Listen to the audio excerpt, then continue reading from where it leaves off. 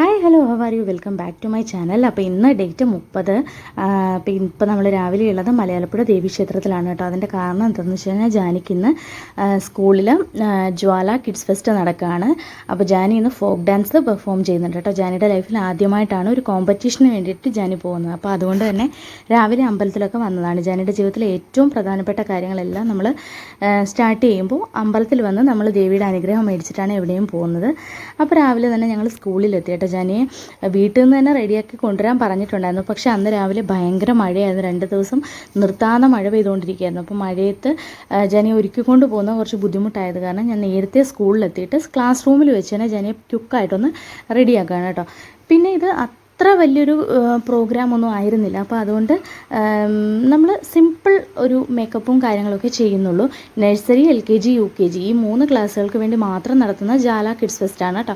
അപ്പോൾ ഞാൻ ചെയ്തതെന്ന് വെച്ച് കഴിഞ്ഞാൽ ജാനിയുടെ ഒരു പഴയ ഒരു ടീഷർട്ട് എൻ്റെ കയ്യിലുണ്ടായിരുന്നു. അപ്പോൾ അത് ഞാൻ ജസ്റ്റ് ഒന്ന് ബ്ലൗസ് പോലെ ആക്കിയിട്ട് പാവാട ഉടുപ്പിച്ച് കൊടുക്കുന്നുണ്ട്. അതിൻ്റെ മേളിൽ തോർത്തൊന്ന് ഇങ്ങനെ സാരി പോലെ, അത് ദാവണിയുടെയൊക്കെ ഷോൾ ചുറ്റുന്ന പോലെ തോർത്ത് വെച്ചിട്ട് ഇങ്ങനെ സെക്യൂർ ചെയ്ത് വെച്ചു. അപ്പം പൂ വേണോ പൂമാല എന്നുള്ള പാട്ടാണ് ജാനി കളിക്കുന്നത്. അപ്പോൾ അതിനകത്ത് പൂവിക്കാൻ വരുന്ന ഒരു സ്ത്രീയുടെ വേഷം അങ്ങനെയാണ് നമ്മൾ ഉദ്ദേശിക്കുന്നത്. അപ്പോൾ അങ്ങനെ ഏകദേശം ഞാനൊന്ന് ജാനിയെ റെഡിയാക്കാൻ ആരംഭിച്ച് സ്കൂളിൽ വന്നിട്ടാണ് കേട്ടോ റെഡിയാക്കിയത്. അപ്പോൾ ഞാൻ 2 ബ്ലാക്ക് മാലകളൊക്കെ, മുത്തുമാലയാണ് കേട്ടോ, മുത്തുമാലകൾ 2 ഇട്ട് കൊടുക്കുന്നുണ്ട്. പിന്നെ ബ്ലാക്ക് കളറിൽ തന്നെ വളകളും ഒക്കെ വെച്ച് കൊടുക്കുന്നുണ്ട്. ഏകദേശം നമ്മൾ അങ്ങനെ ഒരു ഇത് സെറ്റ് ചെയ്ത് കൊടുക്കുന്നതേ ഉള്ളൂ. വലിയ പ്രൊഫഷണലി നമ്മൾ മേക്കപ്പ് ഒന്നും ചെയ്യുന്നില്ല.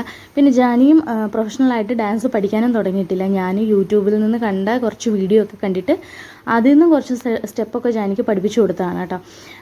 ജാനി എങ്ങനെ കളിക്കുമെന്നൊന്നും അറിയത്തില്ല. നല്ല എക്സൈറ്റ്മെൻ്റ് ഉണ്ട്.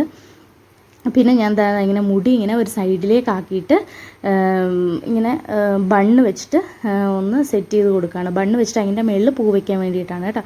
അപ്പോൾ ഞാൻ റബ്ബർ വെച്ചിട്ട് ആദ്യം ഇങ്ങനെ ഒന്ന് കെട്ടി കൊടുത്തിട്ടുണ്ട്. എന്നിട്ട് വലിയൊരു ബണ്ണ് എടുത്തിട്ട് അതിൻ്റെ മുകളിൽ ഇങ്ങനെ പൂ വെച്ച് കൊടുക്കാനാണ് ഉദ്ദേശിക്കുന്നത്. അപ്പോൾ അത് നല്ല സെക്യൂറായിട്ട് ഇരുന്നോളും.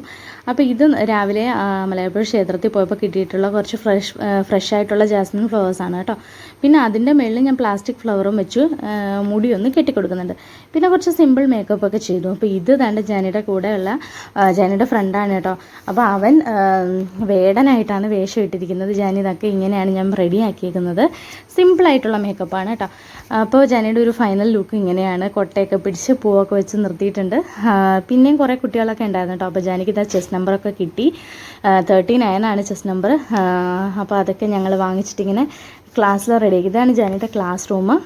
അപ്പോൾ അവിടെ നമ്മൾ ഫൈനൽ റിഹേഴ്സലൊക്കെ നോക്കുന്നുണ്ടായിരുന്നു കേട്ടോ. അവൻ ഡാൻസ് കളിക്കുന്നുണ്ട്. നന്നായിട്ട് കളിച്ചു കേട്ടോ. അവൻ കൊച്ചു കുട്ടികളായതിൻ്റെ ഒരു ഇതുണ്ട്, അവർക്ക് സ്റ്റേജിൽ കയറാൻ വേണ്ടിയിട്ടുള്ളൊരു ബുദ്ധിമുട്ടുണ്ട്. എങ്കിലും അവൻ നല്ല രസമുണ്ടായിരുന്നു കേട്ടോ. നല്ല ക്യൂട്ടായിട്ട് കളിച്ചു. ജാനിയും ഞാൻ ഒരു വട്ടം റിഹേഴ്സലൊക്കെ നോക്കി. എനിക്ക് ജാനിയുടെ കാര്യത്തിൽ പേടിയില്ല. പിന്നെ ജാനി ചിരിച്ച് കളിക്കാൻ കുറച്ച് ബുദ്ധിമുട്ടുണ്ട്. അത് മാത്രമേ ഉള്ളൂ. എങ്കിലും കുഴപ്പമില്ല.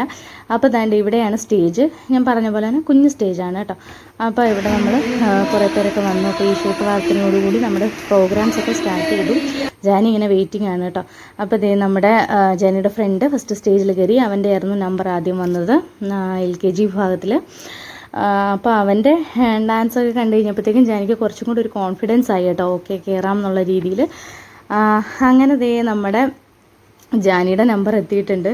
അപ്പോൾ ഞാൻ ഇതിൻ്റെ ഒരു ഡീറ്റെയിൽഡ് വീഡിയോ എൻ്റെ ചാനലിൽ ഞാൻ സെപ്പറേറ്റ് ആയിട്ട് ഇട്ടിട്ടുണ്ട്, ജാനിയുടെ ഫുൾ ഡാൻസിൻ്റെ വീഡിയോ.